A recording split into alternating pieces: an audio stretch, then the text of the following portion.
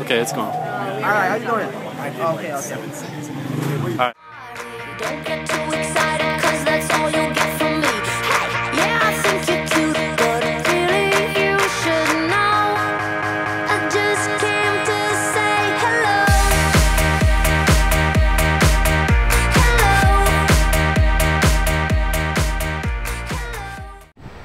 My name is Arina Zaitseva.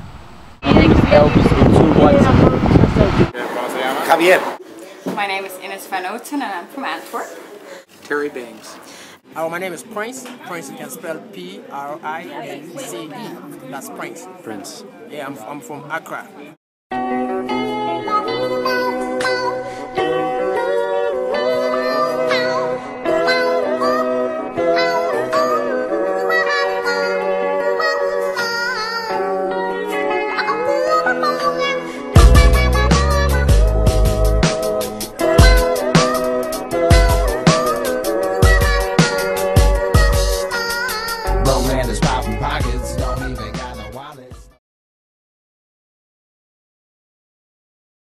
Right. Well, I think every time I go outside the U.S., what I notice more than anything else is the fact that more and more people outside the U.S. are using cell phones. I think it was probably 16, like 15, 16. I was 13 or 14. Yeah, when I was in junior high school. Yo con 14 años sí tuve el primer móvil. I think in Uruguay now it's different. I mean, I don't know. Some people, kids already at 8 has cell phones. Some of them don't have anything till they are adults. It's very different. Here probably 14, 15. Why? Probably like the average age now in like Belgium is like 12, 13. Do most kids have cell phones? Yeah. Most kids in school? What about older people? Do they have cell phones? Yeah, older people have cell phones. Teléfono con 13 años, 14 años. Está bajando. Bajando, claro. Hoy en día todo el mundo tiene teléfono, móviles. I think it's too early. You think it's too early? Well, my cell phone has been wonderful as a navigation device. I use the GPS on the cell phone because it's a smartphone, so it has the downloading capability for Google Maps. For work and for work, I use mostly my emails, and for the rest. Here in Ghana, most people use cell phone for calling, for texting message, you know, for videoing, and some phone have internet service. Because not everybody can go to the internet, but the phone have internet. You can check your mails, you can talk to people, you can make friendship and that. Mucho WhatsApp, mucho aquí, sobre todo eso. Mucho internet. Texting is all about texting. I use my cell phone more for the internet because it's a smartphone than I use as a cell phone itself. I have one for work where I can keep my email, work and calls on and turn it off when I need to, and then I have a personal one where my friends. For example, like in America, you see everybody like on the bus, on the train, whatever, like everywhere they're using their cell phone. Yeah. Right. The thing is, when I was traveling for the half year, I told you yesterday, like in Bangkok and in KL, everybody's like texting on the metro and whatever. That's not pretty much like really big here in Belgium, but like for example, we always like for example, we go out with friends, have dinner, have drinks, like everybody would put their cell phone like on the table. Vodafone, Movistar y Yoigo, ya va siendo como la tercera, sí. Principalmente Vodafone y Movistar, la principal. The biggest Vodafone, O2, T-Mobile and Orange. I think Proximus was like the biggest before, because I worked for a phone company for 2 years. Oh, you did? Yeah, so I actually know it was like Proximus was the biggest, like in the 90s and beginning of like 2000, and then it actually converted to like a more like Movistar is probably more for like text. They're really good in like like giving free texts and whatever, and base is pretty good for like calling. Biggest phone is BB, BlackBerry. Oh, okay. BlackBerry and Galaxy. Galaxy, yeah. Galaxy. And Vodafone's big here? Vodafone works here, and the iPad, and the iPod, iPhone. I use Vodafone for personal, O2 for work, but that's a corporate plan. Yeah, there are a few different carriers in Brazil, but the demand has been higher than the supply, and so right now the connections, and there are a lot of problems. Companies are having problems with connections and so on because the system is kind of overwhelmed. iPhone. Do you like it? Question finished. Like you can see, I'm using a Nokia phone. Yeah. It's a quality phone. See, what the phone they're going, I will take it back. Yeah. It's a quality phone, you see? Everything is working. Yeah. I have two cell phones. I have an iPhone 4, which is with Vodafone here in the UK, and I have a BlackBerry, which I use for work, which is with O2. I think maybe in that sense the U.S. is unique because smartphones are so common in the U.S. and I don't have anything to base this on other than instinct, but I don't think smartphones are as common outside the U.S. as they are in the U.S. But the most thing that people use phone in Ghana is because of communication. Communication here in the olden days was very difficult. Because mostly in the olden days we used to do communication through nature. And because now phone have come, the cell phone is good for you to use it so that you can talk to people in distance. People who may be in a different country and you're in a different country, but the easiest way to talk to the person is through cell phone. So these are one of the good important, some of the good things cell phone brings to people in Ghana. Because you can talk to people in a far away distance. People you can't even see them, but you can talk to them through phone.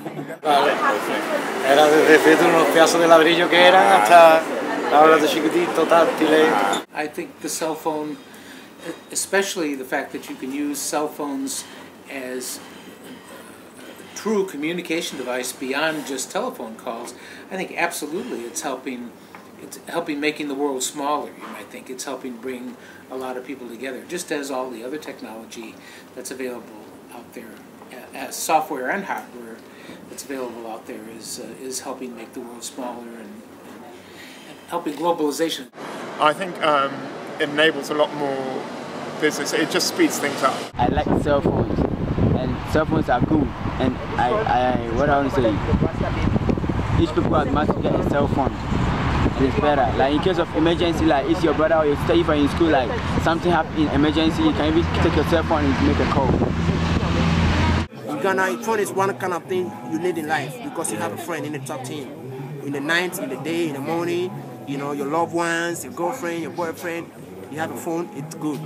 Oh, probably a sense of connection among, people.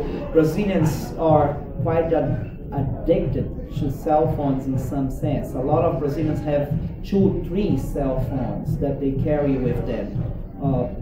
Also because of the different plans that the different companies offer, that in some sense seems that a single plan does not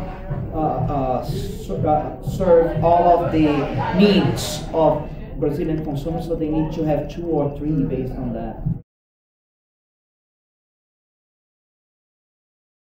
I've noticed a lot that surprisingly most countries and most people in all the different countries we've been to do have a great dependence on cell phones, and that I thought that just because maybe their technological ability or the country's technological standards weren't as high as the United States, there may not be as much of a dependence, but it seems like cell phones, no matter the wealth of the individual, they tend to have a relatively high-tech cell phone and depend on it a great amount.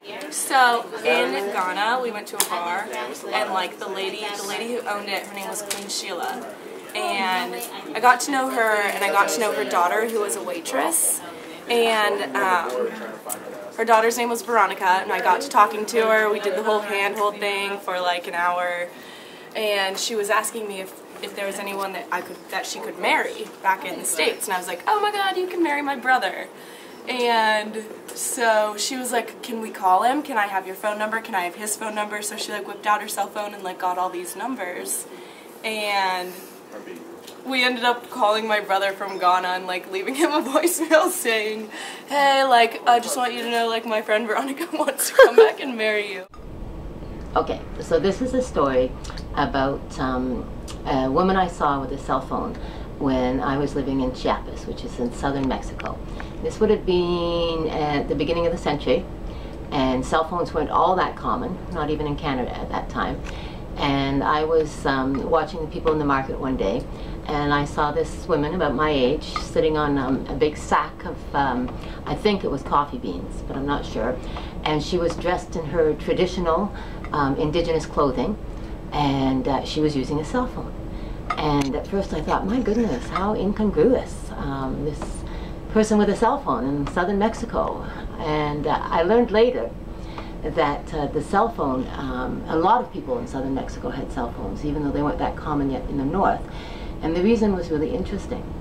It's because, first off, they don't have the infrastructure to have telephones, because the government doesn't put in telephone poles, and this is in a little village in Chiapas.